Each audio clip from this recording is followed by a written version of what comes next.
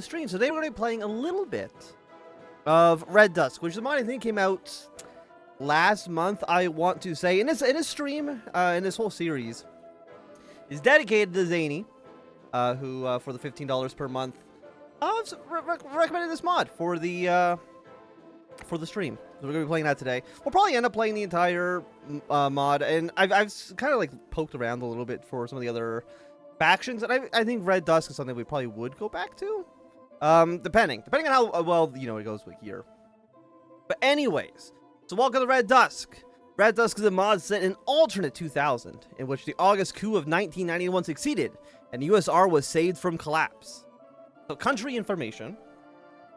I feel like we've gotten started on like a really weird note. I don't know if I'm like going insane. Okay, the red sun shines. It has been less than 10 years from that fateful day, August 19th, 1991, when those tanks rolled into Moscow. Nobody knew that we would be changing history. Nobody understood the gravity of the situation that was at hand, of the unfolding events that would change the very course of Russia's path. That day it all went down, and the week that followed would come to define us, define our glorious union, define our situation for the foreseeable future. It was the August coup. Our forces had moved in great haste and swift prejudice. We couldn't watch as our glorious motherland died at the hands of the new Union Treaty and Yeltsin's traitorous. We couldn't stand by and watch as it all came apart. And so we did what any reasonable man in our situation would do. We took charge of the problem at hand, and we struck it down. Yaniev was correct in many ways in his assumption that of how it would all have played out.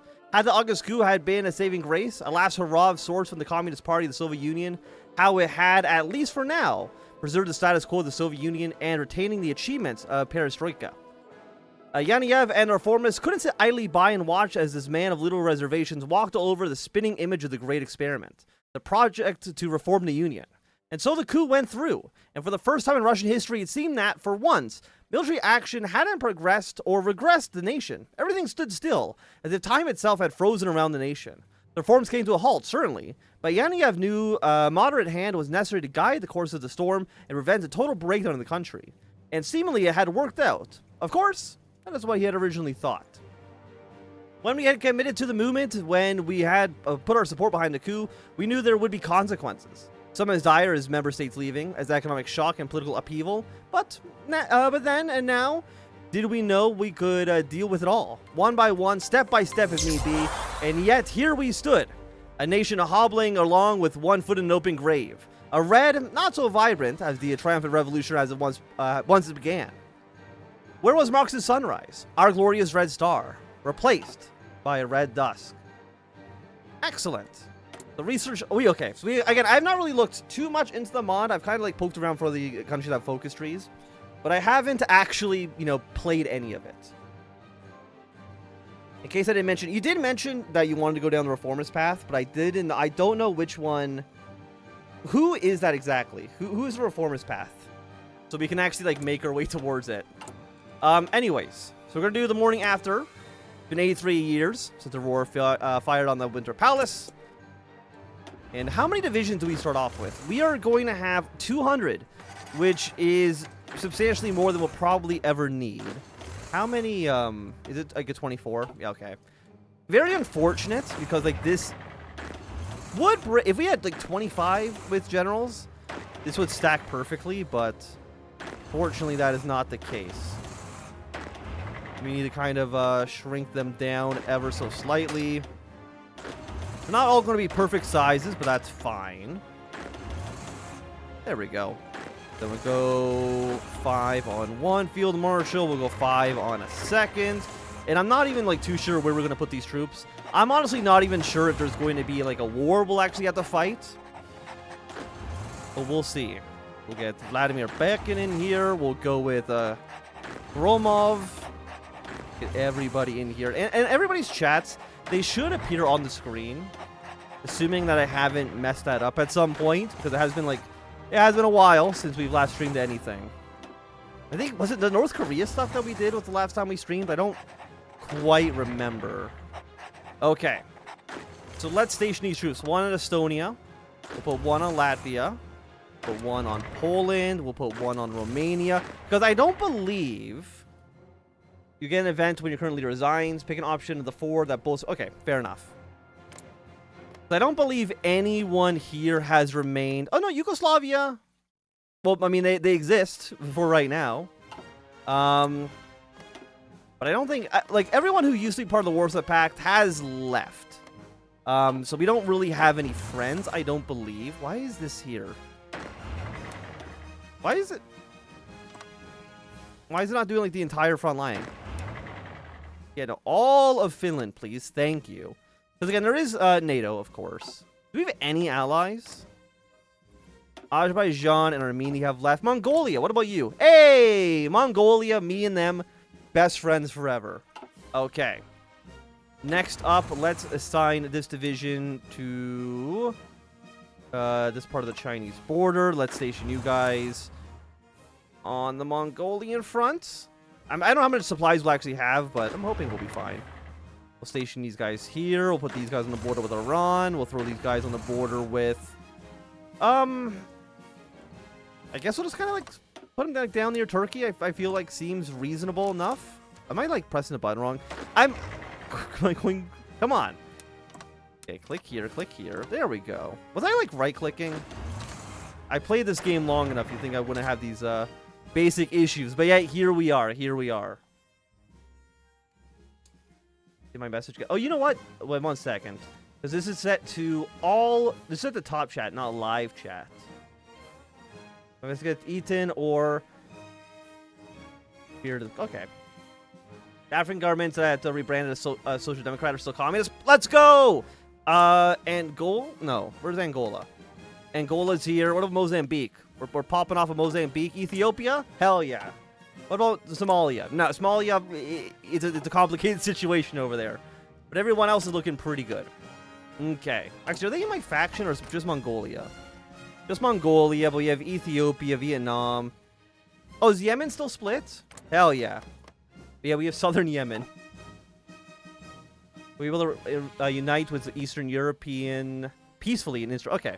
I think there's a... Yeah. If we can do it peacefully, I think that would be nice. Or, I mean, we can do it militarily as well. How's Egypt and Turkey? We'll look at that as soon as I'm done choosing my our techs here. Because it is, yeah, it's 2,000. The 2,000 radio sounds reasonable. Let's get all the 1995 techs. Okay, Turkey, I mean, they're still part of NATO. Egypt is... They're socialist. They're still Nasserist. So, like, maybe we can be friendly with them in some ways. What do we even need? Oh my god. Okay, let's exit the game run for, like, 1 day. Just so that this will update. You want T-80s, MB2s, BTR-82As. Oh my god, we have so much stuff that they want. Okay. So they want... Main battle tanks, infantry fighting vehicles, APCs, Mi-17, some MiGs. These are fighters, I think. 1960 trains.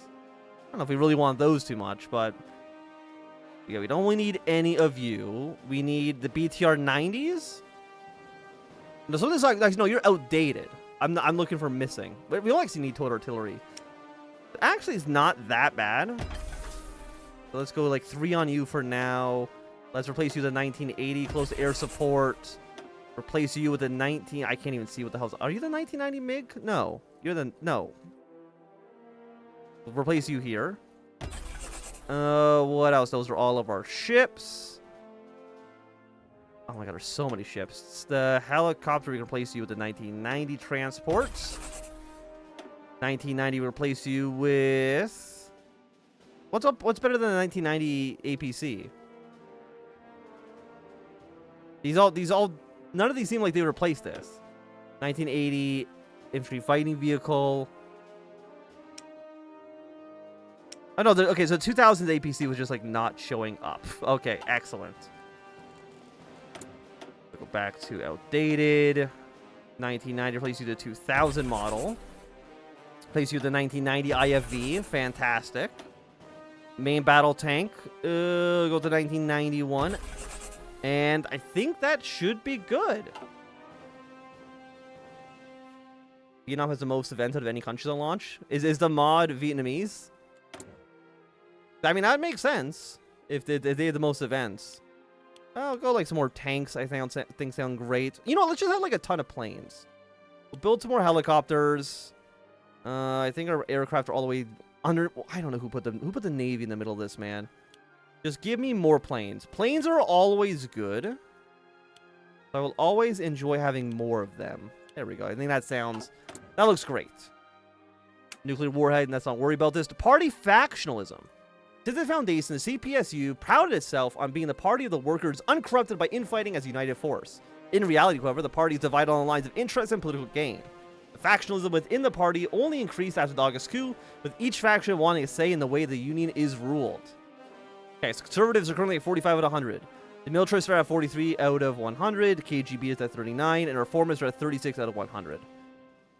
Okay, let's send rifles to the MPLA. Get our Army and Navy experience. And you know what? We'll even send support equipment for them as well. And you know what? We'll even send some reinforcements over to Ethiopia as well. So low. Yeah, okay. Reasonable. Let's continue on. So Ethiopia has launched a major offensive against the EPLF. Today, the Ethiopian president, Mengistu Haile Haram, has ordered the armed forces of Ethiopia to launch a concentrated offense against the Eritrean People's Liberation Force to end the 38th year conflict. I mean you're friendly, right? Like, we have docking rights to you. Soviet support, Operation WWII, mass insurrection. I mean, it all seems good. I mean, we're going to get, like, a lot of events really early on, because these are all, 7 days, 14 days, 7 days. These will all finish very, very, very... Oh, my God, that's so much text. It's so funny that my channel has now evolved basically into me reading you guys bedtime stories. I don't know how this has happened. But here we are. A little bit about the mod. Okay, wait. Okay, I actually had to move my Twitch chat just a little bit because I cannot read it. How long until we lead to the collapse of the USSR? It's going to be like... give me at least a year, okay? Give me at least a year. As the morning breeze of Moscow's cold air fell on Semya's face, he felt as if all the joy and smiles he put up with during the last week's celebrations were nothing more than a distant memory. Soon the Moscow electric lamp plant, a building he knew all too well, would be in front of him, and his desk job together with it. Nothing to smile, and nothing to whimper over, just another day at work. That was his trail of thoughts until a sudden, all too familiar voice broke out. "Semya, wait!" A sore voice almost yelled behind him. As Semya turned around, he could see the origins of it. A stubby, short man with mechanic clothing staggered slowly towards him. "Good to see you too, Tetlov. Are you feeling all right, my friend? You look like you've been running down the entire street," Semya asked the man. I've been behind you for the... The man took short breaths. "The past 3 blocks. I've been calling you, but you seem to be in your old world as always." The man seemed exhausted, but suddenly turned to Semya with regained breath and continued. "Well, my friend, how have you been these holidays? Anything new?" "No, not really. Me and Lana spent the evening together. Cheryoska was over at the Komsol party, and that's it. We ate, we drank, watched TV, the usual," Semya replied to his friend. "Yeah, and what did you think about Genny's New Year message?" Tetlov coughed once more before continuing. "Genny's message? To me it seemed even more watered down than last year. I don't really pay that much attention to those things, but now that I think about it, yeah, they do seem to have gotten worse over the years. If only Olenio was still around. He knew what he was doing. Hell, even Mikhail Sergovyeks, for all his shit show, he at least had some kind of goal. Yaniev and his guys really seem like a corpse trying to wear Lenia's clothes, and it looks saddening." Samia stopped himself from continuing as he could see the main entrance of the plane in front of him. His little conversation had filled his last block with it. I just hope this might be better year than last, or even better century." Tetlov smiled a bit before continuing his walk to the plant's workshop entrance. "I'll see you around, Semya. Take care." "You too, my friend." Hey, political power. Let's fucking go. Let's fucking go. Is there anything we can like spend this on? Like, do we have anything in here?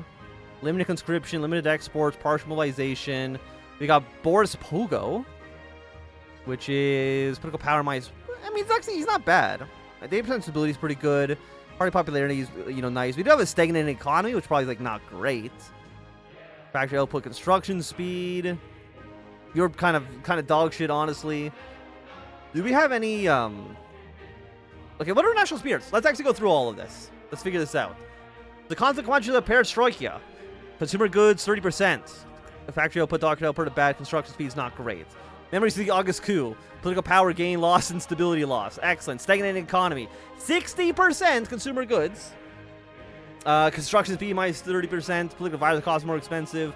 We have a militarized industry, which is even more consumer goods. Do we have anything that, like, makes consumer goods cheaper? Party infighting, more stability loss. Rising separatism, more stability loss. The Cold War, this idea will get modified. With each proxy war, we win. Hey, let's go. What path are we doing? We're doing some sort of reformist, but I'm not too sure which reformist exactly. Can we send troops to Ethiopia? Yeah, we can. We can send 3 divisions. So you know what? Let's send. I have no clue what these units even are. Do I have to turn off NATO symbols? Is it in game? They've done it.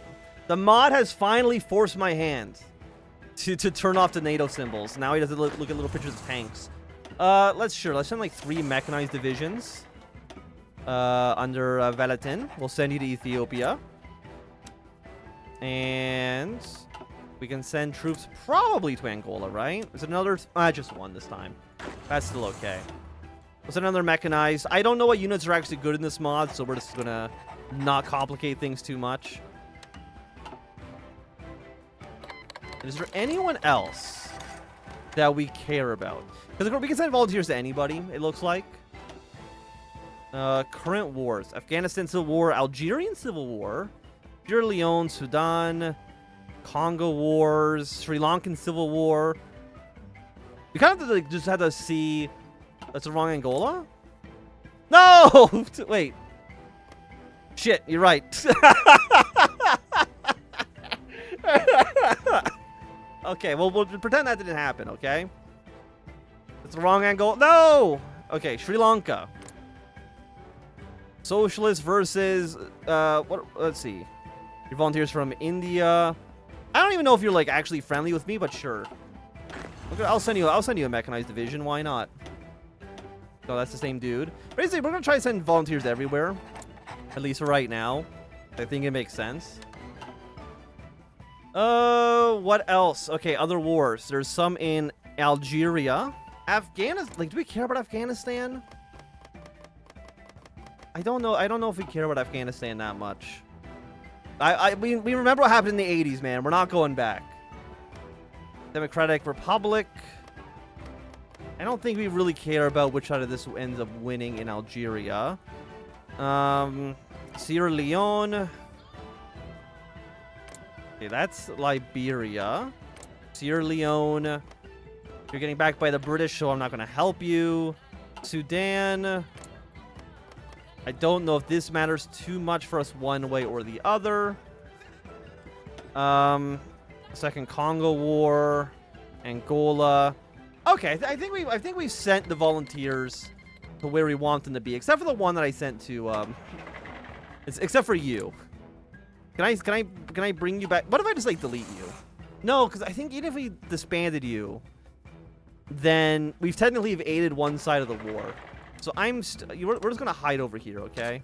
Just hide, okay? Just pretend it didn't even happen. And then for you, let's just station you on this front. Actually, what are you? Hills. Okay, this is all hills. We don't want to go to the mountains, obviously.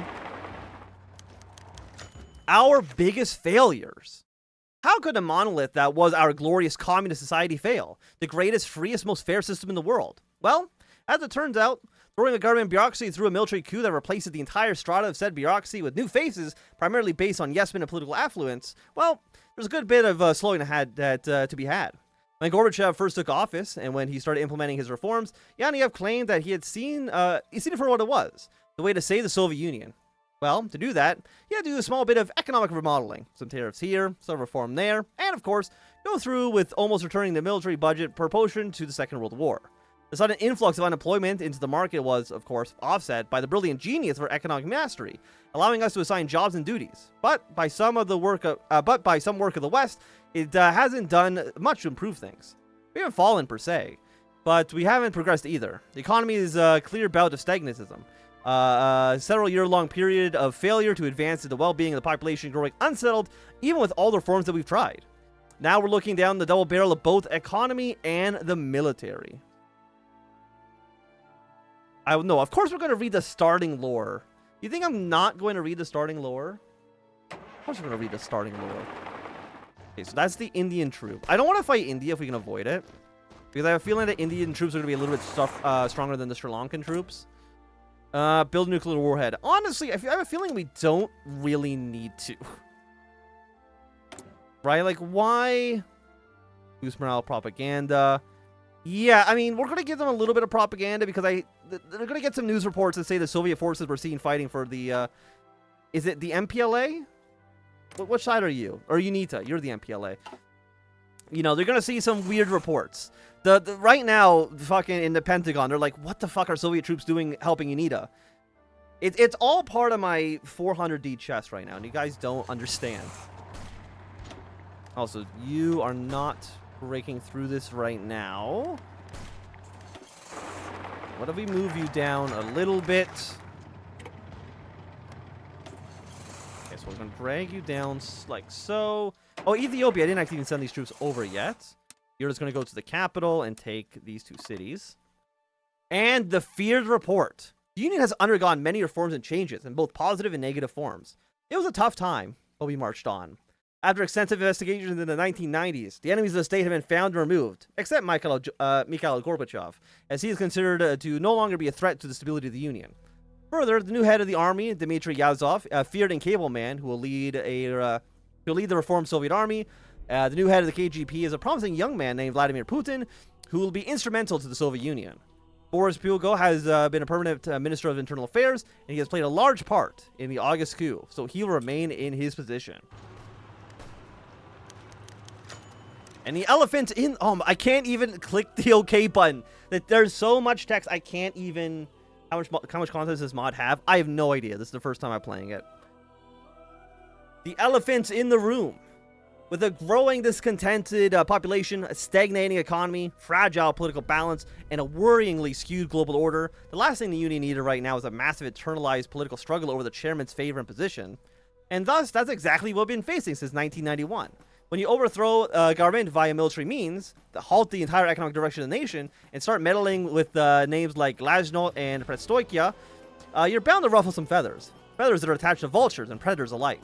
Men who will gladly tear us apart from the inside to gain power and seek out their own sick, twisted version of our glorious union. Men from the military, for instance, hold some of the scariest influence of the lot, simply because they hold sway over the armed forces, and more worryingly, over Yaniev himself.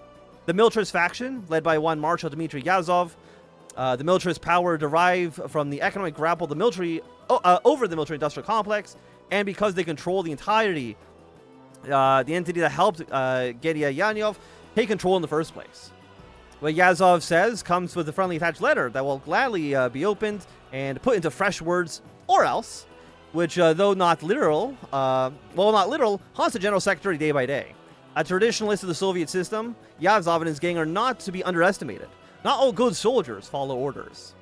Even in the Presidium of the Supreme Soviet wasn't safe, but men like Boris Pyugo, Secretary of the Interior, working on his own goal to see the USSR rebuilt in the image that was almost mirrored by his former compatriot and late secretary, Yuri Andropov.